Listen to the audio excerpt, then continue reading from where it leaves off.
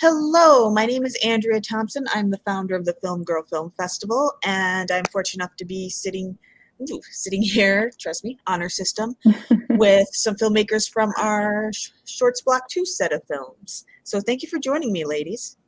Thanks for having us.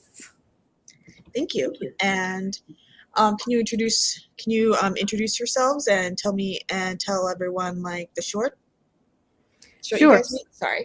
Words. Have to remember words. Hi, everybody. I'm Roseanne Limoncelli. Ariana and I co-directed and co-wrote the short Two Teresas, and we're in New York. I work at New York University, and I'm a writer, director, filmmaker. And after Ariana tells you about herself, we will tell you more about Two Teresas. Fabulous. Hi, my name is Ariana. I'm a co-director with Roseanne Limoncelli on Two Teresas. I also work at New York University. It's my new job. Just started working there recently. And I'm a writer, director, and performer. Lovely. All right then. Let's just get right to it. Your film Two Teresas is such a universal kind of story of unexpected connection, and also such a New York style story. So can you kind of tell me how you kind of the kind of decisions you made to kind of maintain that balance? Sure. It sort of start at the beginning. Ariana and I have been working on a feature-length story about these two characters, slightly based on each other because we have that kind of age gap between us, but we're good friends. And we started writing this, and I kind of wrote a little draft of the story, and I said, hey, Ariana, why don't you write this with me, because it's really about us and we can go back and forth. So we just had a great time for about a year, meeting once a week, going over the story to do this feature-length version. And then we heard about this grant from the the National Italian American Foundation and the Russo brothers for stories about Italian Americans. And we applied for it. It was a small grant. So when we got it, we said, hey, let's make a short film based on our feature. So we picked basically one scene from the film that we thought kind of encapsulated the idea, the themes and the whole idea of the film.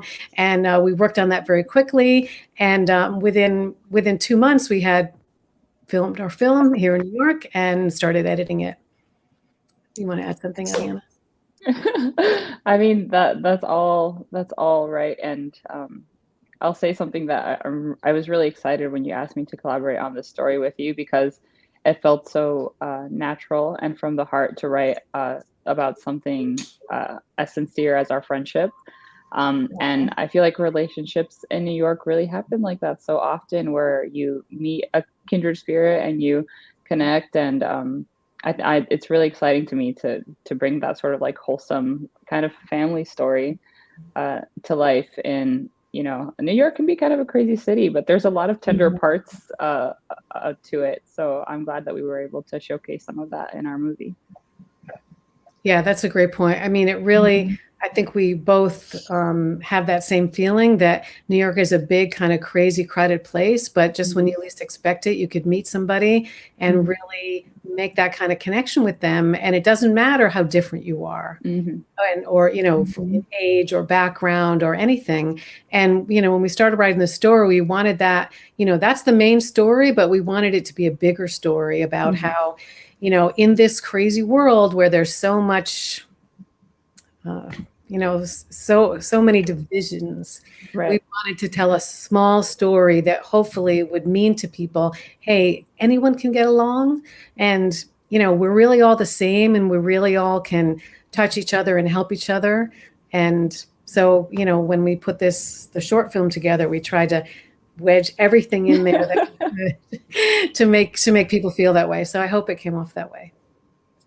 It definitely did. And that brings me to my next question, because it's obviously so much based on your friendships. So would we uncover any dark secrets if I asked why Ariana was in the film as the younger Teresa, and Roseanne, there's an actress playing the character, obviously inspired by you?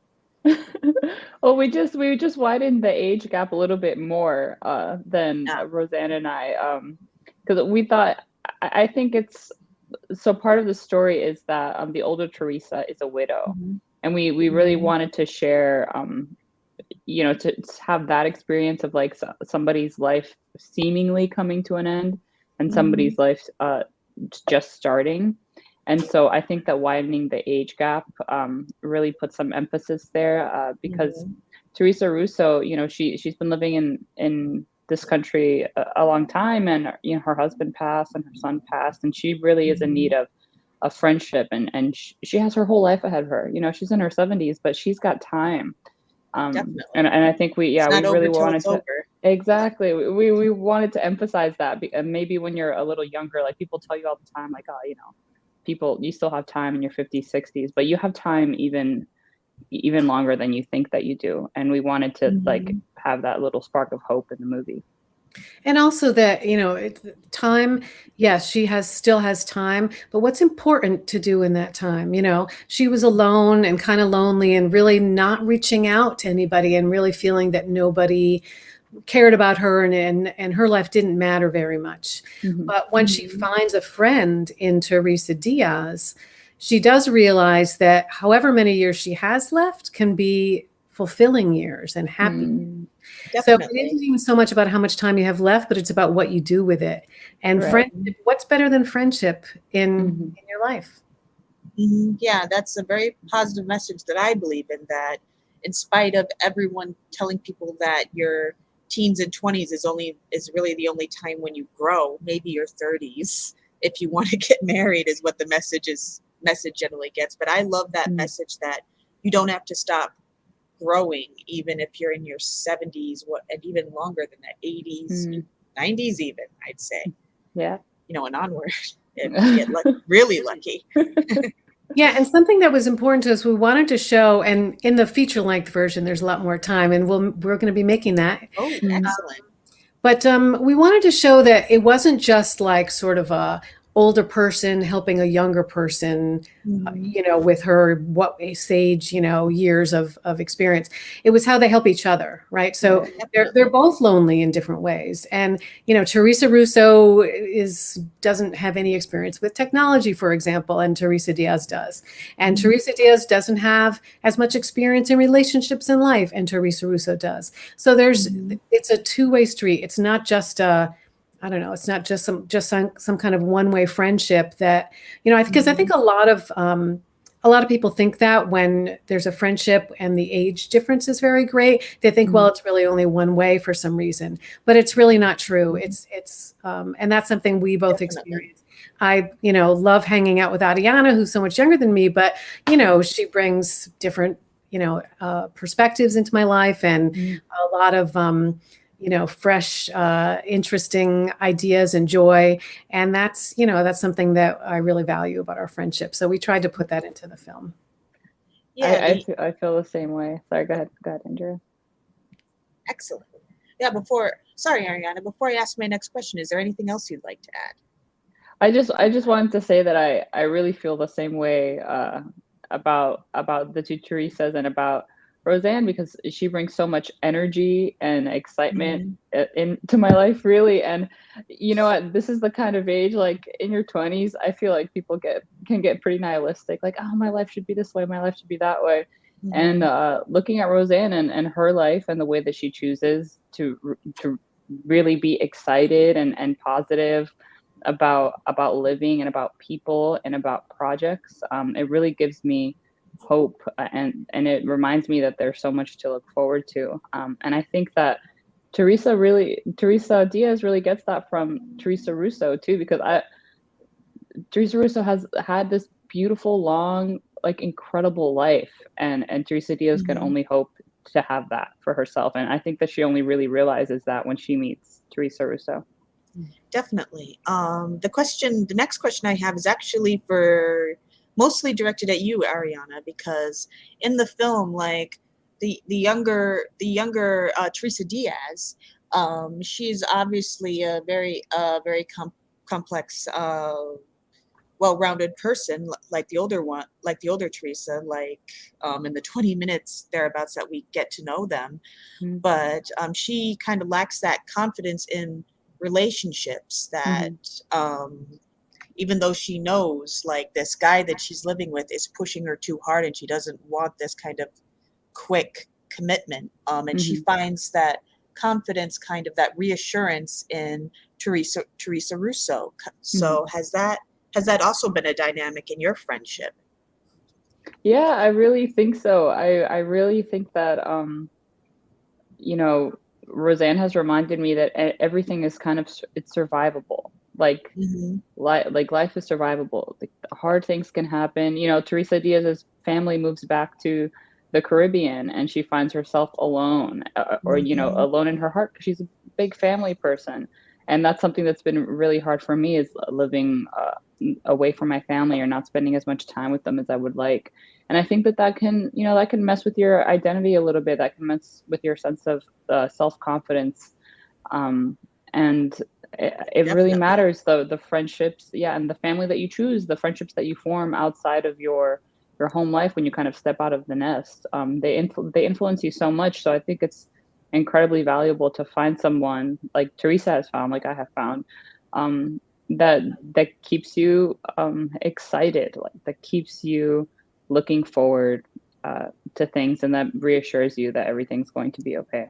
And if I could add, Andrea, it's also, I think, you know, with the older perspective, and this is something I tried to put in with Teresa Russo's character, you know, you could look back, you know, as an older person, you look back in your life and you see these are the things that went well, these are the things that didn't go well, whether it's relationships or career choices or any of those things.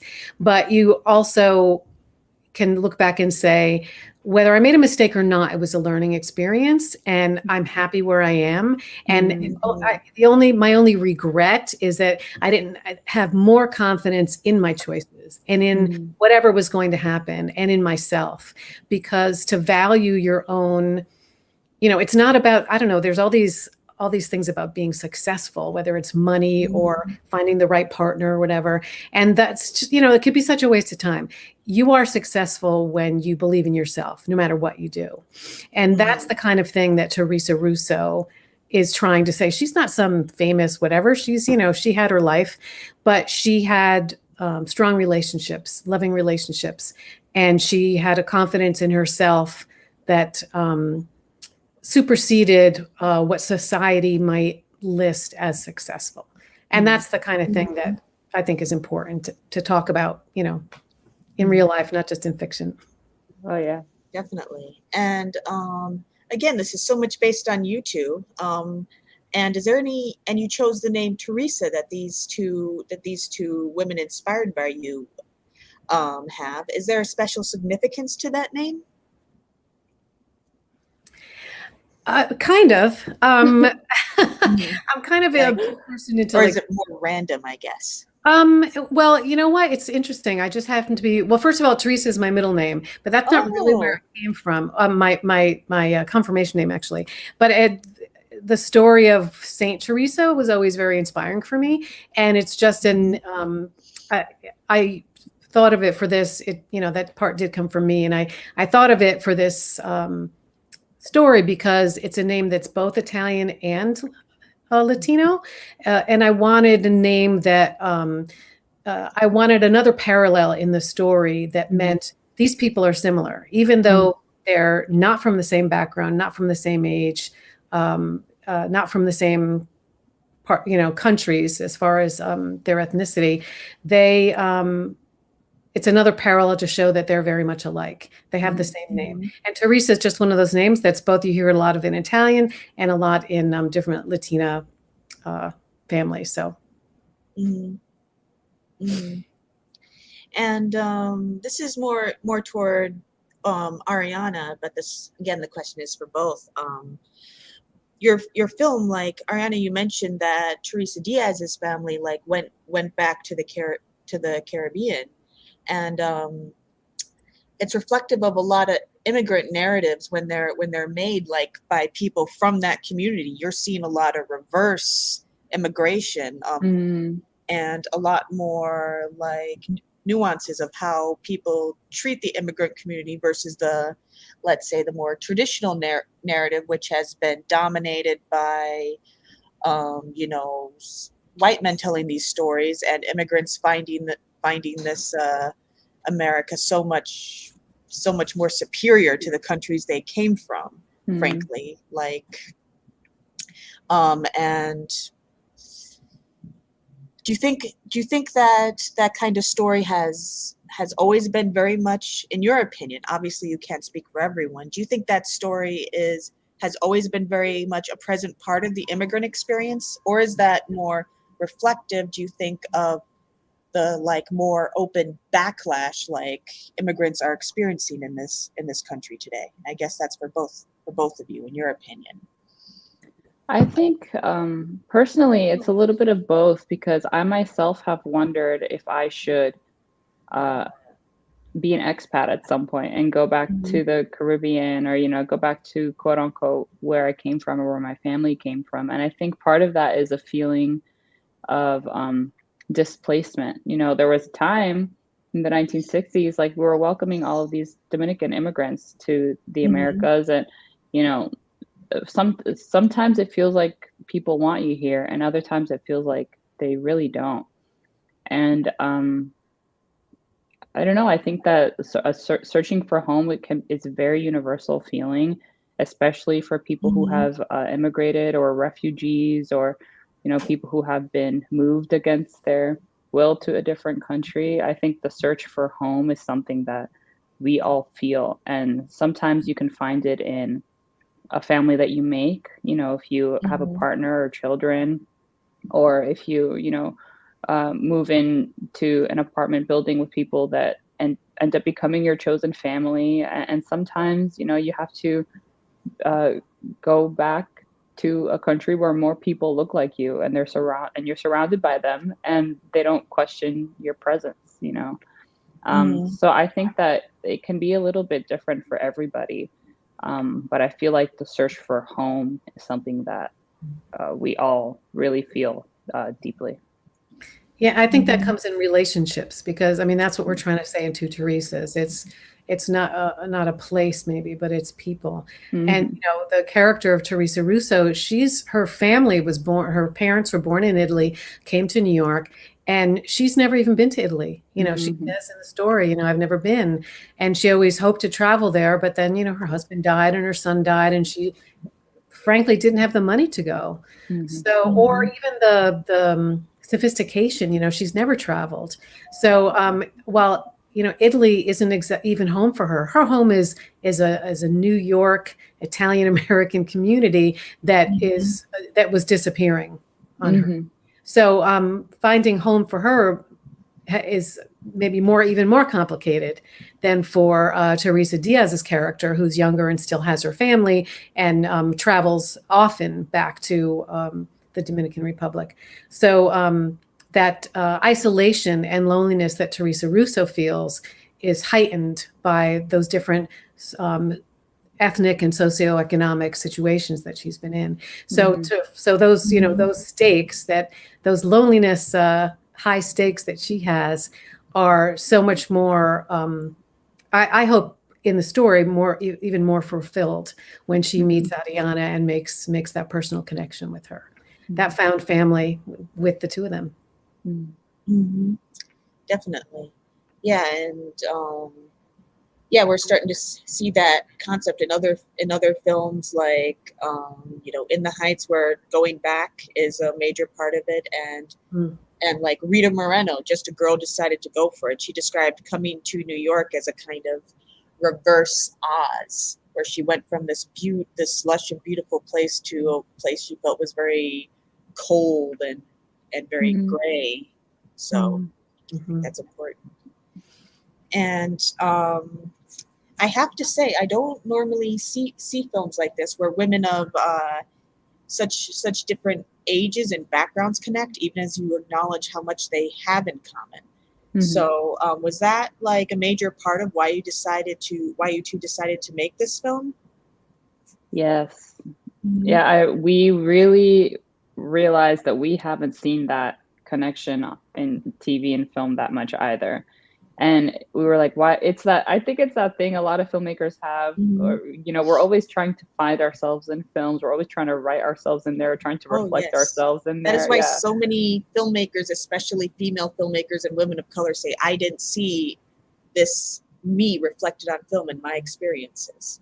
That's right. That's right. And I think that we had that feeling. We were like, wait, we haven't seen our kind of friendship, reflected on screen. And so we want to illuminate that, and we also want to show other people that that's possible, and also remind young people that just because someone is older doesn't mean that they don't have something to offer you, and remind the older generations, just because people are younger doesn't mean that they don't have insight into a lot of things, or can bring you some kind of joy in your life. So I think the movie also serves as a reminder, like, hey, we have stuff in common, we just have to be open to each other.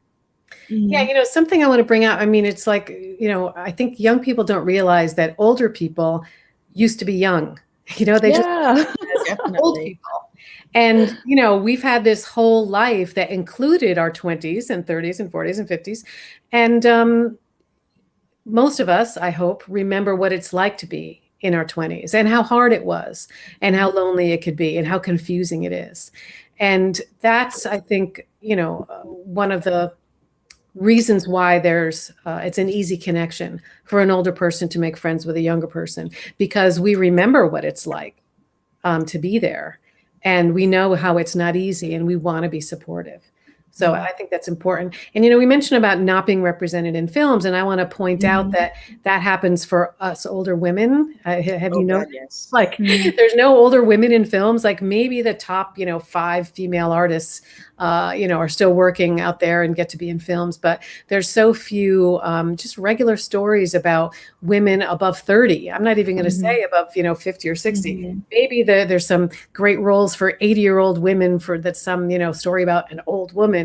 But there's just not enough stories about the many fruitful years we have after we're 35. Oh, yes. One of my short films actually mentions, she's the protagonist. They mention that, like, women of a certain age get a new power in film when they hit that age, invisibility. Oh, no. But yeah. Yes. The cloak of invisibility. They say we're more than the grandmas, even if someone is a grandmother, there's always more to you than just one part of your life. Yes. Exactly. And I think that, again, this is the short version, but, in the feature version, we really try and expand on that and show, just so many benefits to, I mean, you could say friendship in general, but definitely benefits between women for becoming friends, and women of so many different backgrounds. I think that, if you only watched, if you thought the world was based on reality, if you really thought TV movies were only based on reality, which they aren't, you would think that people from different backgrounds never get together and never make friends. And it's just not true. And we're coming from New York, but I know it's true across the whole world. So I think the more we can show that, I'm a big believer in both art, mimicking life, and vice versa. And I think the more we can show the importance of empathy between each other, the more people will follow that story and mimic it and learn from it. So all you old and young people out there, make friends with each other and hang out. It's fun. Yeah, do it. Sorry. Ariana, do you have anything else to add to that before my next question? No, you can go ahead. Thank you. Thank you. And yes, the end of your film is very open-ended, although it's standalone, but it's open-ended, although it's obvious, like, where it's going. Why did you guys decide to take that route with the end of the film? Well, wait, I want to ask you, Andrew, where do you think it's going? I think they're clearly going to move in together. Yes. It's awesome that you think that. That's what we wanted you to think. Well, That's beautiful. they both have so much to gain. They both kind of need each other in a way for reasons that are beyond age and financial financial matters. Yeah. So. Yeah, I mean, I don't know in the very first version if that was the first ending we thought of. I can't even remember now, but we just really felt that that sort of solidifies the point, right? Mhm. You can make friends with someone and you could be just sort of vague how good friends you are, but you could also make a real commitment to a friend.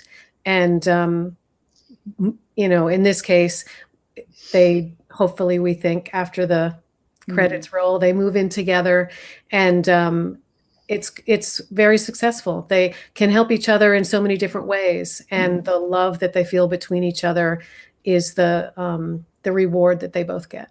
And their friendship, it really becomes in that way like very substantive. Like it's not just words. It's not just this one time thing. It's like Roseanne said, it's a commitment, and I think that we could all benefit from really committing to our relationships that way. Definitely, and I guess one of my next question is on a mostly different note, location related. Why did you guys decide to film this whole thing, well, pretty much the whole thing, in a laundromat? This is like this is the scene from the big script, from the feature script, that was the most standalone, and they just so happened to really have their first conversation when they're both doing laundry, because they live in the same building, and so they know of each other. But this is the time when they're both kind of forced to slow down. They usually read when they're doing laundry. It's kind of an inevitable thing. They're both feeling so much. It's kind of almost inevitable that they have to talk to each other. Like it was going to happen on this night while they were doing this activity, because it wasn't going to happen when they were passing each other on the stairs. So yeah, I think that we chose this spot because it made the most sense, and also it kind of allows for that like public privacy when you're in a laundromat, and you feel safe. Like nothing's bad it's gonna happen in here. We're just having a chat, and then you end up spilling all your guts to your neighbor. Yeah, it's kind of it's a universal place. I mean, of course, a lot of people have their own laundry facility in the home, but definitely in New York, it's one of those universal places that everyone experiences. And exactly what Ariana said, I mean, it's like you have to slow down and stop. Like your laundry takes 2-3 hours. So, and here in New York, we don't usually leave our laundry and come back because we want to make sure it's still there. Still there. So, you wait. Like how often in the kind of life we lead now, where everyone's rushing from here to there and everything's fast. How often do you sit somewhere for 3 hours with kind of nothing to do, but whatever book you've brought or whatever people you meet. So we thought that was the place for them to, to have their make their connection and have their epiphanies. Yeah, I thought maybe that was also part of the reason why these two were able to connect, because Teresa Diaz wasn't on her phone. She actually brought a book, which is also something I do a lot of times when I go. I never go anywhere without a book in my purse. So I thought that was another reason they could connect and make conversation over the book she was reading. Exactly. I'm like that too, Andrea. I'll bring a book to a party. Oh yeah. What are you doing? I'm gonna read, maybe. Yeah, maybe. It never hurts to be prepared, right? Yeah. Yeah, just another thing they had in common. And yeah, I think the pace we live this life is one of those things that stops us from making connections and having relationships and discovering things, discovering stories. I mean, the more you sit quietly and look around, or just go to a cafe or a laundromat and you're not looking at your phone, maybe you're getting story ideas. Maybe you're looking at people that could be a character in your next story that you're writing or the next film that you're making. And I think slowing down is a really important thing to remind ourselves to do. That's probably one of the, do you think, is that slowing down, is that the most important thing you'd like people to take from the short, or do you think? Or I think it's finding, it's allowing for the time to make connections that could lead to something amazing. Mhm. Mhm. And since this was made more recently, like, my question is, how much of a role did the pandemic play in the making of this film?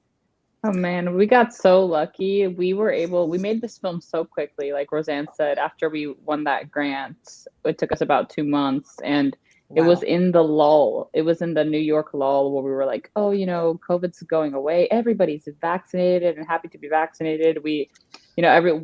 Everyone was masked while we Hmm. were filming, and we made sure that everyone was vaccinated, and we were very careful as we could be, and you know, we got lucky. I really, I really We think that did, we because got then lucky. like another month later, then the different variants started coming up and That's everything right. got much worse. And Wow. We just no, got lucky right in that pocket. yeah, it was Yeah.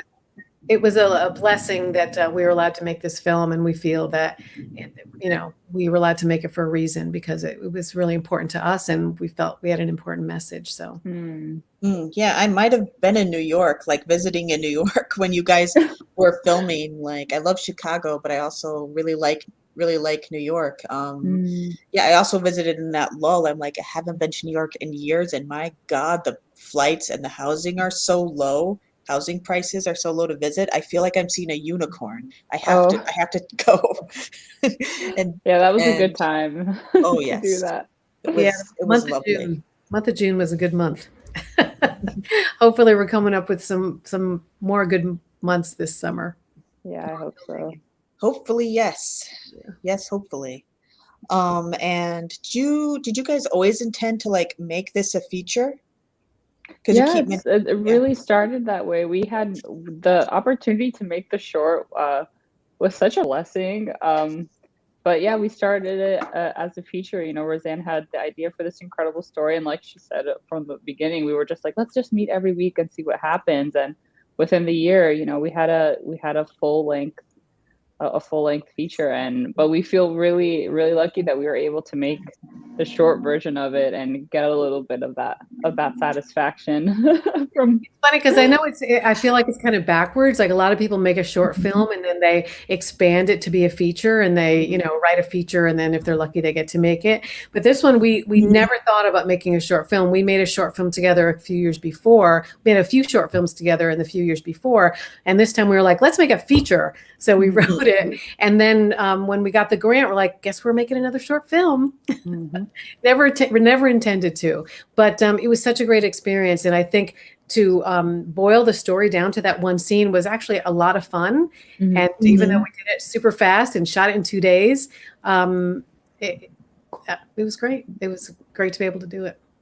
Sounds very lovely. And yes, thank you for joining me. I feel like we're winding down to the end of the interview, and this is normally when I ask, like, what other projects you have coming up. So, do you have any? I know the feature because we've been mentioning it throughout the interview, but are there any other projects you guys have?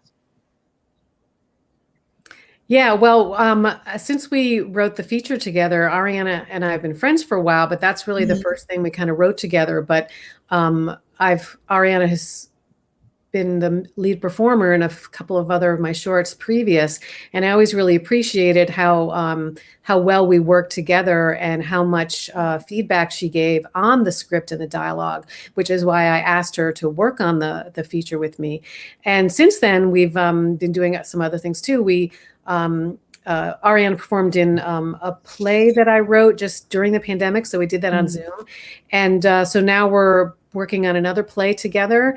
And we have our own separate projects as well that we share with each other and push each other. But pandemic depending, we would like to definitely do some other projects together. This feature, and we have some other story ideas we're working on. So who knows? Stand by. We've started Live and Learn Productions. So follow Live and Learn Productions on Twitter and Instagram. We'll keep you updated. Sorry. Can I post that somewhere within this? Oh yeah, sure. Go ahead. Maybe I don't know where it comes up. It's spelled funny. It's Live and Learn Productions. LIV and LERN Productions. We're cheeky. So look for us. Thanks so much for coming to Block 2 and watching our film. We're in some other festivals coming up in the next 6 months. So hope to see more people enjoying To Teresa's. Thanks so much, Andrea, for taking You're welcome. the time to speak with us. Thanks, Andrea. Thanks so much. And yeah, I guess Ariana, real quick, I just wanted to ask if you have any projects you want to shout out. Yeah, so I'm working with Roseanne on Live and Learn Productions. You know, we're really focused on one of the things that I'm proudest of making this film was the way that we run our set. And I think, you know, I have a background in television production, and Roseanne has a long life working in production, and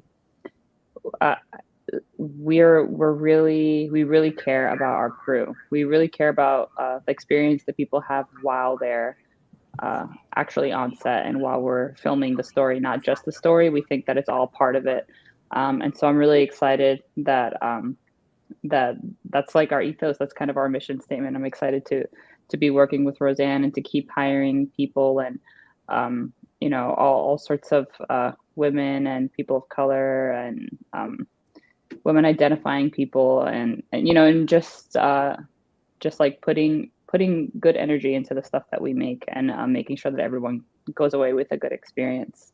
And I'm also right now embarking on writing stories about my family and our Afro-Indigenous culture, and I think that people are becoming a little bit more interested in what, you know, our marginalized communities have to say, and becoming more interested in our stories. So I really hope that I can find an audience for that.